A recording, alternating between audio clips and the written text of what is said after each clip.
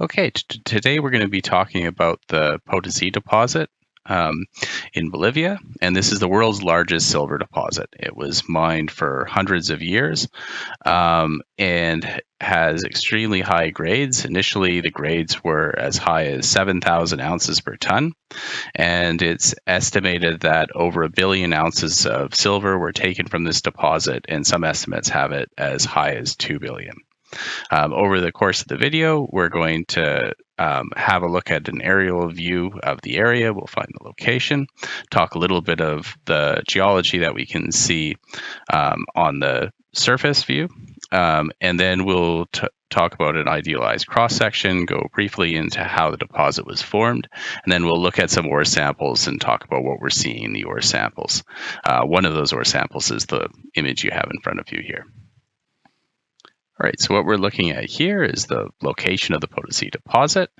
It is kind of south-central Bolivia. And we have La Paz up here and Potosi's down here, and this is where the deposit is. So as we zoom in, we can start seeing a bit more of the detail of the topography, and you can see it's this yellow dot here just south of Potosi is where much of the mineralization is. As we go a bit closer, we can see like the location of the city compared to the mineralized mountains, Cerro Rico, and Potosi during colonial times was the second largest city in the Americas, and still a lot of really nice colonial buildings are still in decent shape in the city, and it's a tourist destination for that. As we look around the mountain, you can see some of the evidence of the mining in the tailings piles and ponds that sort of form around the base. As we zoom in a bit closer, we can start seeing some of the colors. So we can see the yellow around the bottom and even up on the flanks of the mountain. A lot of this is due to the clay alteration associated with the mineralization, clay and sericite. And we can see that the mountain itself, it has some browns as well as red. So the red is possibly some oxidation, but also near the top, at least, it'll be from jasperoid rocks. And the browns are going to be likely due to pyrite oxidation. If we zoom in a little bit more, we can see some of the evidence of mining, where we can see a lot of roads that are crisscrossing it, but also some workings that basically surround the mountain. And we'll just pan around a few times. You can see a little bit more of it. Again, we can see a lot of the colors. That light yellow, which is due to probably some of the clay alteration, possibly also some jarosite that's forming from pyrite oxidation. Right. And when we look at the mountain, we can see this is largely made up of a dacite dome that hosts a lot of the mineralization. The next thing we'll talk about is we'll look at an idealized cross-section.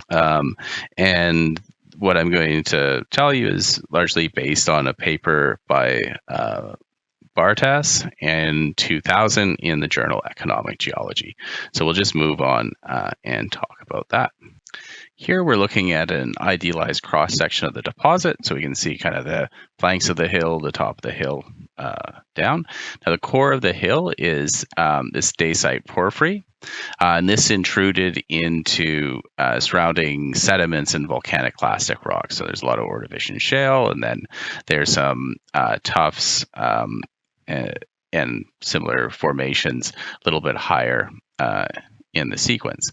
But this is all cut by this dacite porphyry, and that's what hosts a large amount of the vein mineralization. However, you can see as these dark subvertical lines are the veins that they're cutting through the host sediments and volcanic rocks as well. One thing to note is that the kind of flanks of the deposit are typified by sericite alteration, and as you go closer into the core, you get more clay minerals like dicite, and then there's a lot more silica in the very center of it. And the reason for kind of that pale color that we saw from the overhead view is a lot of this clay mineralization, and you can see the little red cap. That's probably the jasperoid on the surface. And one other thing to note is that near the the top, it's a lot more silver rich, and as you go progressively deeper, we get less silver and more tin. And this sort of goes with how the deposit was mined. So at the beginning, they were mining the silver.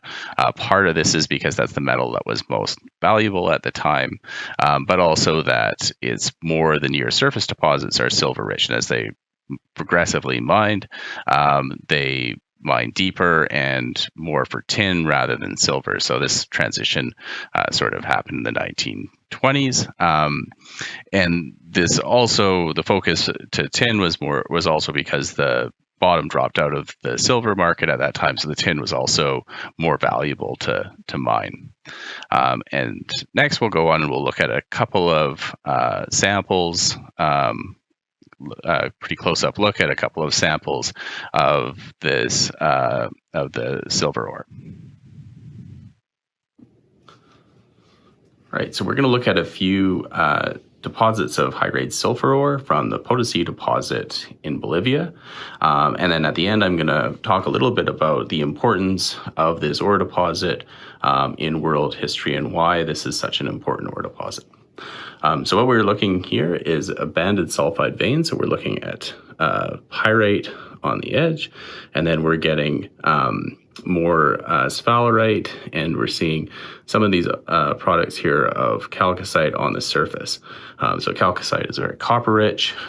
The kind of more spectacular looking pyrite that's like quite nice cubic, very goldy colored, isn't very important in this deposit in terms of metal content. I analyze it with portable XRF and there's basically nothing in it.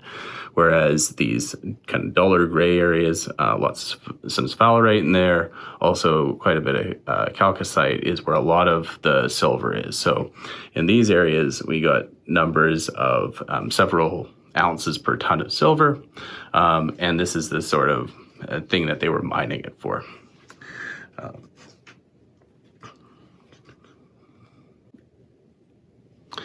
All right, this is another example of the ore, and again we have some of this chalcocite in here, otherwise known as copper wad. There's actually a little bit of oxidation product of sphalerite here, which is this light blue color. And again, we have this banded ore where we have the more barren, coarse-grained pyrite, and then the sulfides and salts that are carrying both the silver as well as some of the base metal sulfides. And these are just quite nice examples of this massive sulfides that's bringing the silver ore.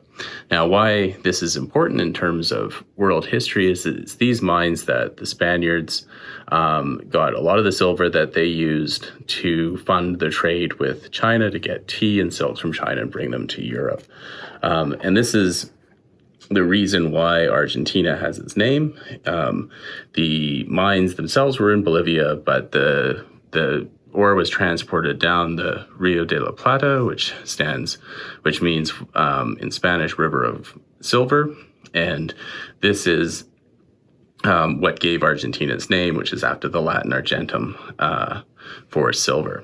So again, these are some pretty nice examples of this ore, and it was mined for hundreds of years for silver, and was very important at the time for fueling the trade, the global trade of the Spanish Empire.